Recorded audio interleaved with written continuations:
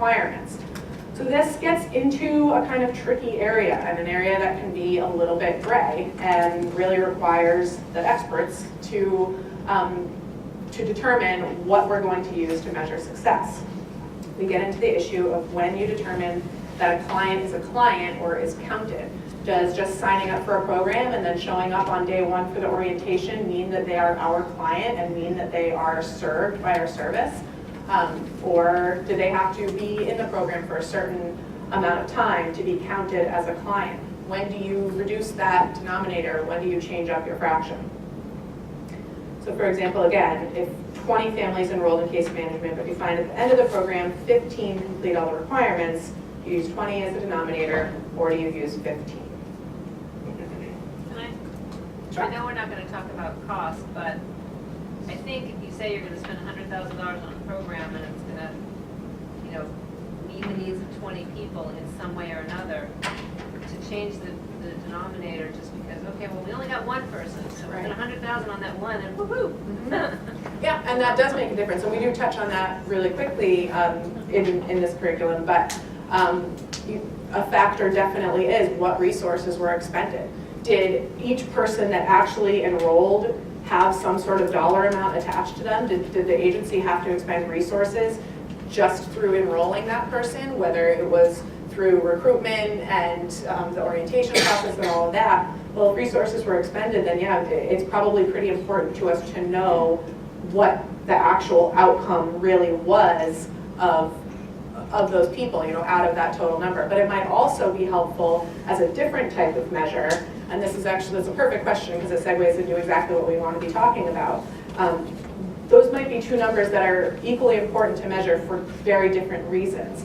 One would be when we need to look at our agency as far as the types of resources that we're expending to get what results we want. So maybe we say, wow, you know, we need to actually increase enrollment so that we really want to get that X number of people to achieve this outcome. We're not going to get there because our rate's a little lower than we thought it was, so do we enroll more people? But then we also want to know how effective is the program itself. So maybe a lot of people drop out right away because they've got stuff going on in their lives and it's a tough population. But those people that stick with the program and actually complete it, maybe they have a really high success rate in terms of achieving the outcome. So we want to know that too. If people stick with this program, is it a good program? Does it have good results? Are they then going on to achieve the outcome that we were working toward? So really you need to look at what statistic makes sense to measure, probably both of them. And again, that kind of works toward accountability. We need to be accountable for the programs that we offer and the results that they're showing. We need to know what results that they're showing. And both of these numbers are important for showing that. So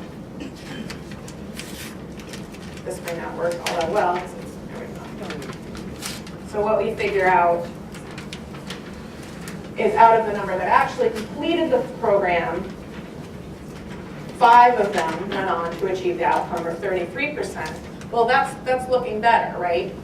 But what's the better number if they're used for different purposes?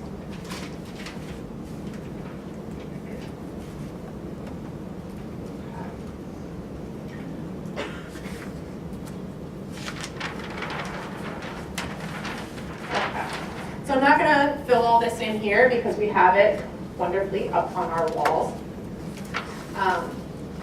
So looking at what we've been talking about, where we have a need identified as individuals or families need safe, affordable housing. We have the outcome, the individual or family gets safe, affordable housing. We have the service, which, what did we determine? That we were going to be doing housing searches with people in order to try to achieve that outcome.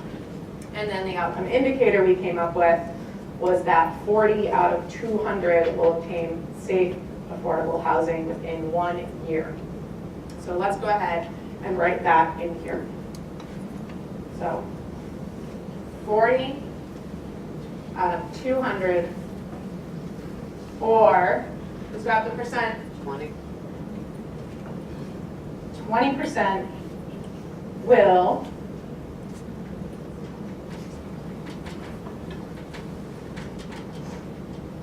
obtain housing within 1 year, and we could continue that statement, as a result of the services offered at the agency. So, we already got the R up there, but this is where we would be talking about results, and we would be putting that R up into our logic model. So we're going to be talking about what is a good percent, what's the standard, what are we really looking at for performance rates, and what's realistic to achieve. And I think that this is a module that comes as a little bit of a surprise to people once we start working through it of what success really means.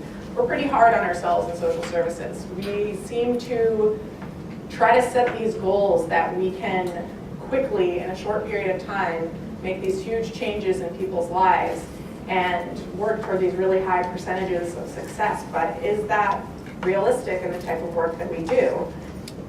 And is it the kind of expectations that you see in the for-profit world or in baseball, which is what we're going to be talking about. So, moving on to page 67, establishing performance standards. How do you know what percent of success is realistic or achievable? Does anybody know what it means to bat 1,000? No baseball people? Come on. Hit every time. Yes, a hit every time. In other words, perfect. A pretty perfect percentage rate there. Does that happen? Has anybody ever done it? No. So does anybody know what's good? 300. 300. Make a lot of money. Yeah, yeah. Oh yeah, you're earning pretty good money if you bat that well. What kind of percentage is that though? 30. So a 30% success rate. Would you say with most of our programs that we stop and say, wow, 30% success is awesome? That's like the best?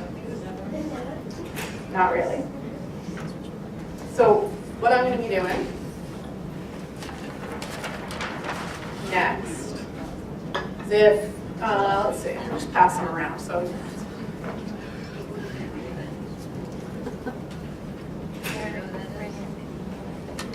pass that down to the next table. Pass them along. So just one for the table. How do you get picky? I haven't heard of anything. So.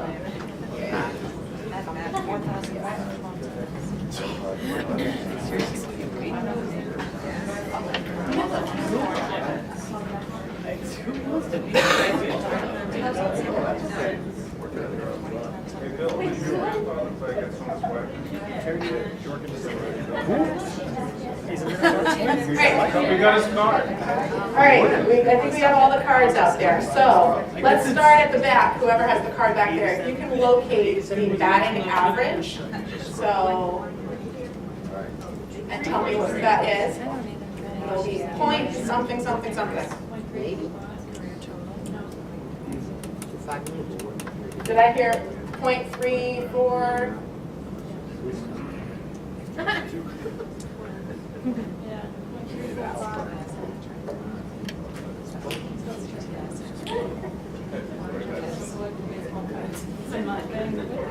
Okay. Next one. Let's go over here. Oh, Minnesota. Good. There you go. Oh, do you guys have a choice? That's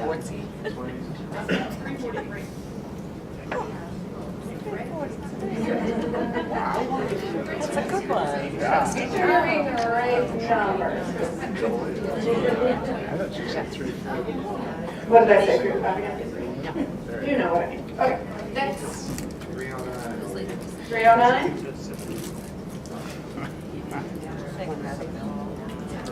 This team is making big bucks. All right. 300. 300?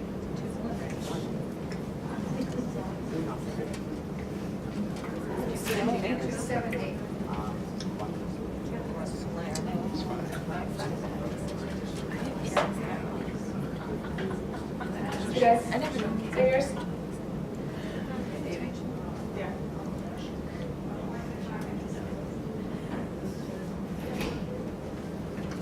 We have 174. 174? You guys are fired. He only played 10 games. He's a scrub. 31? Pitcher. Scrub, he never really made it. That's why. I think I have a couple more out there. 294? Oh, I think you played this game before. You saw my trick.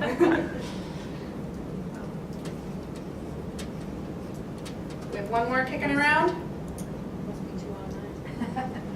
I think somebody might have read theirs wrong. That's okay. I won't give it away who it was. All right. Are you looking at the average, or are you looking for one here? The overall average, but it's okay. 209. Okay. It honestly, for the sake of this, it's just fine, whatever you say. So, okay.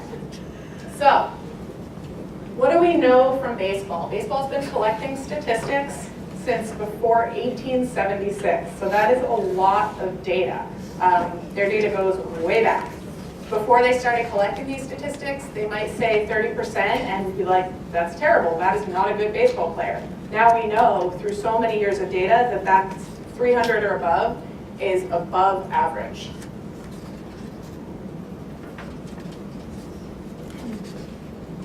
We know that around that 0.250 to 300 is about average. And if you're down here, you might be looking for a new job. So, and down here, you know, we're looking at that. If we want to look at the actual percentages, like we do with our outcomes, so we'll take that 0.231. So that's 231 divided by 1,000 is a 23.1% success rate versus up here, let's take our 309. And we're talking about a 30.9% success rate. Doesn't seem like a huge range, but we're talking about the difference between somebody who's Hall of Fame material versus somebody who maybe should take up basketball.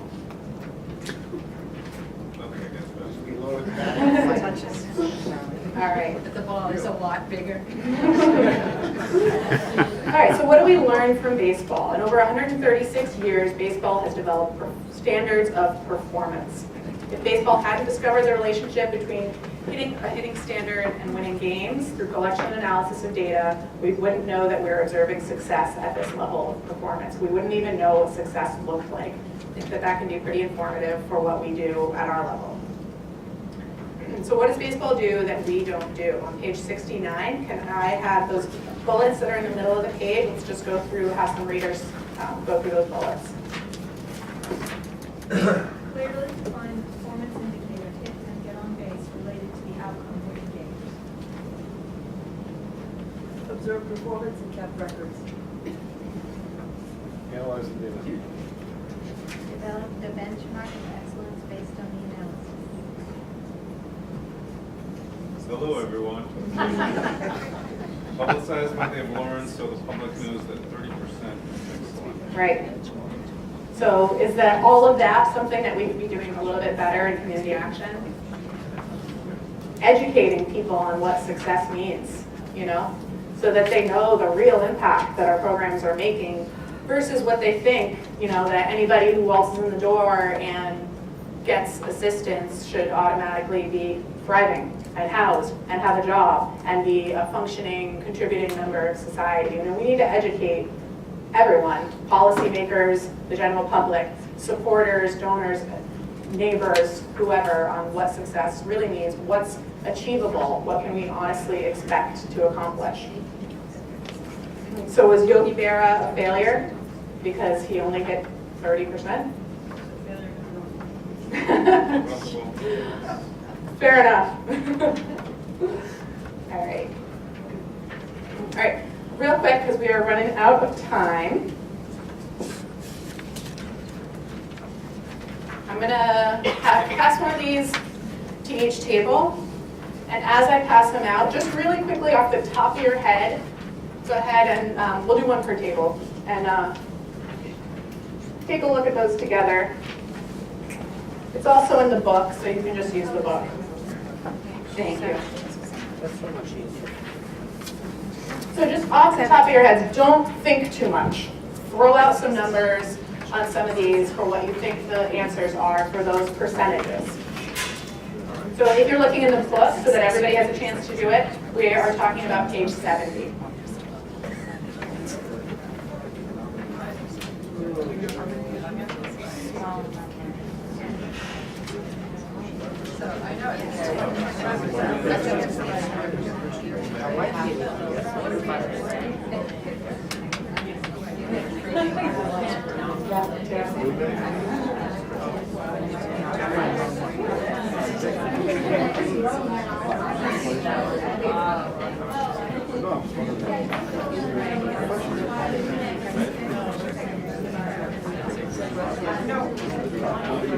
But it's also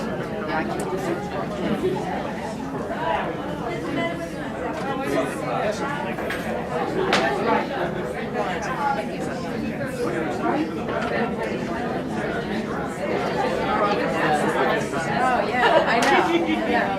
I think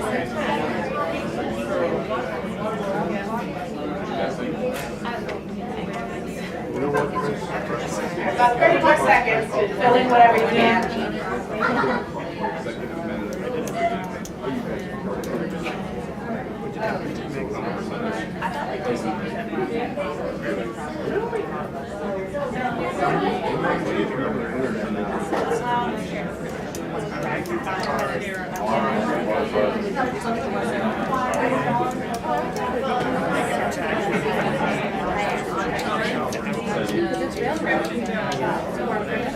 All right, I hate to cut it short because all of the chatter means you guys are probably having some good conversations here, but we are in the interest of time. Let's go ahead and take a look. Make it to market. All right, we're going to go ahead and take a look at what our answers were off the top of our heads and what you thought would be success in each of these areas.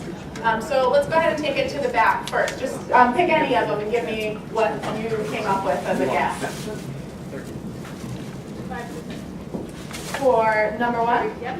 Okay, so executive management recruitment, 5% placement rate. Actually, the real percentage in that case is 20%. Oh, we got some winners. All right, let's take this table over here. Pick another one. Magazines, Sure. 5%. Okay, so she said new magazines, 5% will survive over 12 months. It's actually just 3.3%. So why don't we go over to this table over here? You guys, why don't you pick another one? Movies, 10% make a profit. Okay, so 1 in 6 or 16.7% will make a profit. You guys are tough. Usually people guess way more success, but I guess that's because we hammered home the baseball example. All right, how about we get you guys over here? What? Well, Broadway, 75%. Wow, okay. It's actually 1 in 7 or 14.3% make a profit. Oh, wait. All right, why don't we just pick 2 more? So a table that hasn't talked yet, go ahead and speak up. You buddy. Music recordings, 15% make a profit. All right, that one is 5%. Which one is that? Music recordings, only 5% make a profit. I can go through that quickly. So just so you guys can see how you did, but we got to kind of move through all this. So we have prescription drugs, 20% make it to market. Of prescription drugs that make it to market, 33% make a profit. Pfizer, 1 in 100 new drugs or 1% make it to the market after 10 to 12 years to develop a product. So we think our success rate needs to be whatever crazy high percentage. I mean, look at that, and they'll consider it a success. And I guess that's kind of goes back to where we say, you know, what are our measuring tools? We got to have the right measuring tools. If they make a profit, even though they have this tiny rate of success, that's their measuring tool. Ours are a little different. We have to be a little more nuanced. DuPont, 1 in 250 or 0.004% of ideas to generate one major marketable new product. One-time railroad delivery, this one's fun. What do you think is acceptable? acceptable standard, plus or minus how many hours? I heard 3. 24 hours, so don't expect to be getting anything on time. And then baseball, 1 hit and 3 times at bat for 33% is a superstar. So human services, a high percent of success is often unrealistic and unattainable. Community action has to establish its own standards for what performance means, communicate that to elected officials, the government, public and private funders, general public, media. We need to know why we measure what we measure, what to measure, and what success really means. All right, so another way for targeting performance using the National Performance Indicators is another way to calculate success. So going back to those indicators that we've talked about as establishing uniform indicators, measures of performance that agencies can use across the board to see our success at different levels. So agencies must be able to accurately identify performance goals or targets prior to beginning their service. And reporting on the national indicators, agencies are asked to project the number to be served and the number to achieve an outcome in 3 areas, or employment, 1.3 is the indicator in that, 1.1, 1.3 economic asset enhancement and utilization, and 6.3 or child and family development. So the ability of local agencies to identify their own performance targets continues to be of interest to the administration. So in this kind of performance calculation we've been talking about, we're comparing the number of targeted or projected outcomes with the actual number who achieved, but there's another number that we can look at. It's a different percentage rate that looks at how well we do at actually guessing what our performance might be. So on page 72, we have a different numerator and denominator.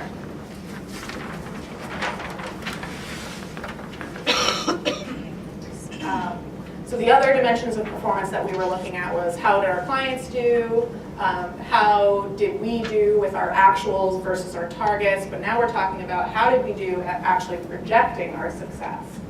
So in that, we're looking at, when the program completed, we found that 5 families actually achieved the outcome, which would be the numerator of the fraction,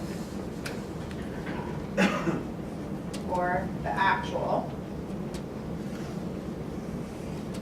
But in this case, we're changing up the denominator. So 5 achieved out of the number that we thought would achieve. So how many did we think would achieve?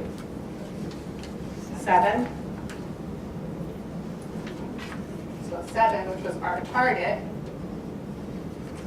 So in this case, we have a different percentage of 71%, and that percentage is our success rate as an agency at predicting how well we will do, which is a good number to know internally. And it's also a number that the HCD is interested in. In the case of our reports, if any of you do the CSBG reports, whenever we have an outcome that is 20% or more above or below what we thought it would be, what we set as our target, we have to explain why that is. Question for you. Sure. Is any of the stuff, is taking effect like the practical or clinical significance equations or any of that? It's just kind of, what was that? I don't understand the question. Like if you're running like a science project, you use statistically significant formulas to get your margin of error and all that. It's medical or social research, usually clinical or practical significance models, where you take into account the population size and margin of errors. Well, I think that that's kind of on an individual program basis when you are, because it is up to the agencies and up to the programs, however it's set up in your agency to actually set those targets. The funding source, they don't usually set that target for you of what success is, at least in the case of CSBG. So yeah, you would have to look back, especially if it's a new program that you're offering, or if it's based on a larger system or process of something that's been offered before, then you would go back and you would look at the data to learn what's realistic to achieve, and definitely use that to set your target. A lot of times, especially with a new program that an agency's never done before, if you don't do that research ahead of time, who knows what you might set as your target without having a real good idea, and then it's not until you go and report on the outcome that you realize, like, oh wow, it was totally unrealistic to think that this really high number of people could actually achieve this. So wherever there's data available on what results have been achieved in the past, that's a good place to look.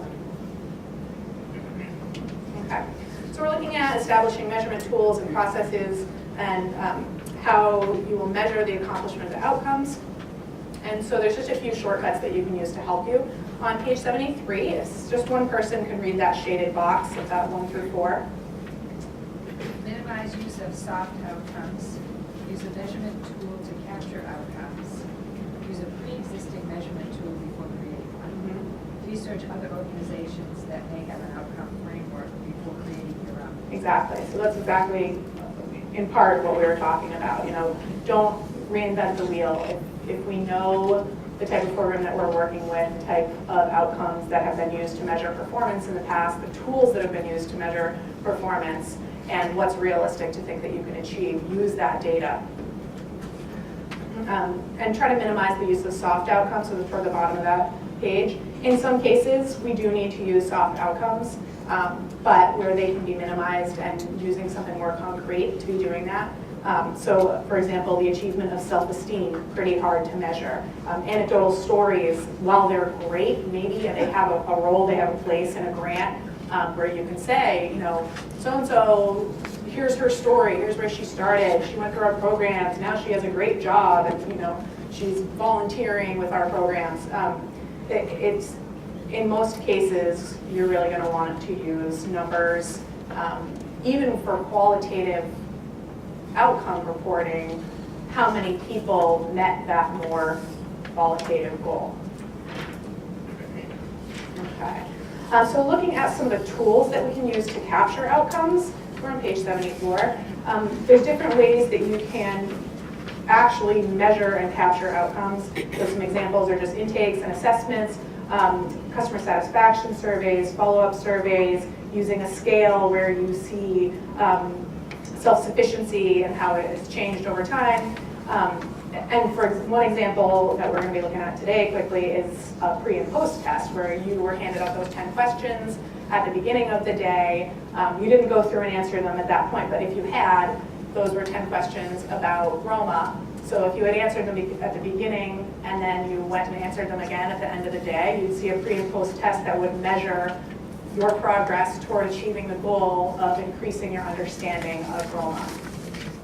Again, just using a pre-existing tool before creating a new one, and then researching other organizations that might have an outcome framework before you create your own. So some examples of different places that have done a really good job of collecting data over time. You might look to statistics from the Red Cross, from the United Way, from the Salvation Army. There's a lot of other groups out there doing some work that might overlap with what we're doing, and maybe they already have a grade system in place that you can look to and use. So Drucker reminded us that just like we looked at qualitative and quantitative need data, we will both identify qualitative and quantitative measures to understand what our results are. Qualitative measures addressing the depth and breadth of change within a particular context. They can be in the realm of intangibles, such as instilling hope in a patient battling cancer. Although it's more subjective and difficult to grasp, that data is just as real and important. But again, you have to have a systematic way for collecting it and understand consistently, you know, how are you reporting on the achievement of that type of outcome. And that can be a tricky area. And then looking at quantitative measures where we're using defined standards and offering hard data. We have to have a clear idea about what we'll measure or our outcome indicator, and also how we'll measure the results and the evidence that we'll use to support our claims of success. So think about the question, how do you know, what proof can you provide that an outcome has been achieved? What documentation do you have? You've been working on organizational standards.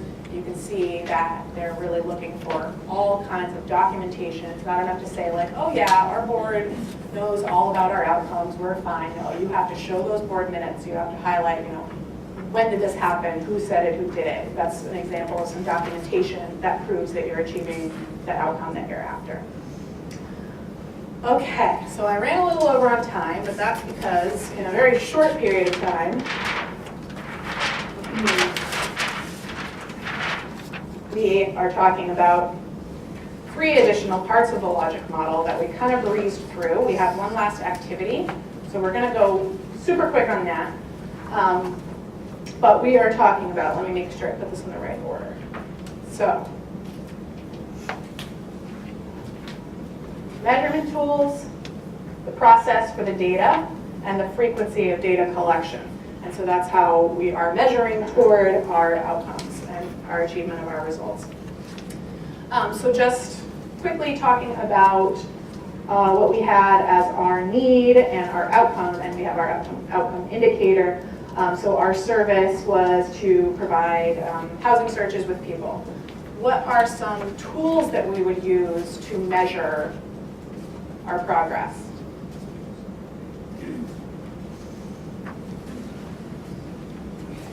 People stay housed and what was it? Okay, so how would we collect that? What would be the actual tool to collect that? We have to check with the rental agent, I guess, so. No, case notes. Case notes? You call that? Right. So maybe there would be a 6-month follow-up form, something like that? Yeah. And actually to build what landlord verification, so just a, simple. Sorry, what was that? Landlord verification. Yep. Should be like an assessment. Great. Okay, so then next we look at the data process. Who is responsible for this data collection? Where are they finding the data and how are they collecting it? So what's an example of who might be responsible for doing this? Case management. Great. And the where is kind of tied to, there. So the where are they getting this information? They might be getting from landlords, directly from clients, what have you. And how, again, we're looking at how they're actually processing that data. So in this case, we might be talking more about what do they do with that data? Do they enter it into a database? Do they have it in a file cabinet? This nitty-gritty stuff, while it seems like we've been talking about all these big pictures and these theories and mission and all of that, drilling it down to this level is really important as part of your your program plans to know what are you doing with that data once you get it. Are you actually using it? Is there a consistent way that it's stored that you can access it? Well, it depends on the system. Well, it depends on the funder. Yeah. So. Exactly. And there's not going to be one uniform way that data is stored or processed within one agency, maybe even within one program if you are reporting to different funders, exactly. But with every service that you're offering, knowing for that, what's the protocol? What is the way that you are collecting that information and then reporting it back? And using it internally and then also reporting it back to funders. And then also looking at the frequency of data, how often you're collecting that data, how often you're reporting out on it. Okay. We had a lot to get through in there. We had to kind of rush through that last activity, so I'm sorry about that. It is something to spend more time on, especially at the program level. The curriculum does kind of breeze through that stuff because it does really get down to the details quite a bit, but it's also really important. Always knowing who's accountable, who's responsible, and what data, what you're doing with it, how you're reporting it. So just reviewing quickly Module 5, measuring standards and establishing standards, the key points. We talked about how we define success using outcomes and indicators. We talked about performance targets versus actual accomplishments. We talked a lot about being realistic about success and by using real data. We talked about success at projecting success, so those two different success rates of what did our clients achieve, what did our programs achieve, and then how good a job did we do at guessing. It shouldn't just be guessing, it should be a pretty informed setting of those projections. And then finally, we talked quickly about measurement tools and processes for what we do with that data. Any questions? All right, thank you.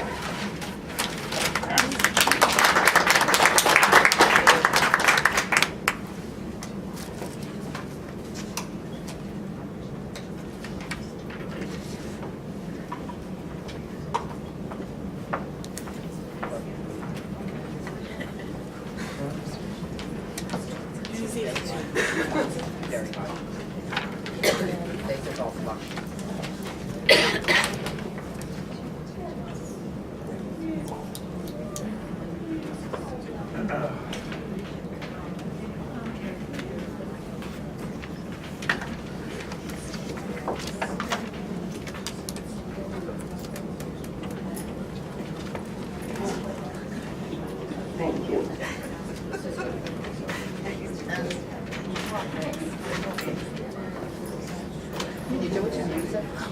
Okay,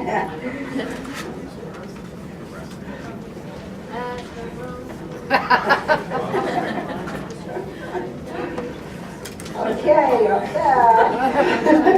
This is why I say take Thank you for being patient as we swap off with microphones and materials, and it's a lot of stuff to cover. But we're moving on to Module 6, and in Module 6, we have some learning objectives. This is observing achievement of results and using scales and matrices. So I don't know where the marker is, but if somebody, Leanne, thank you. Would you mind reading the first bullet under the learning objectives? Participants learn the process of creating outcome scales. Right?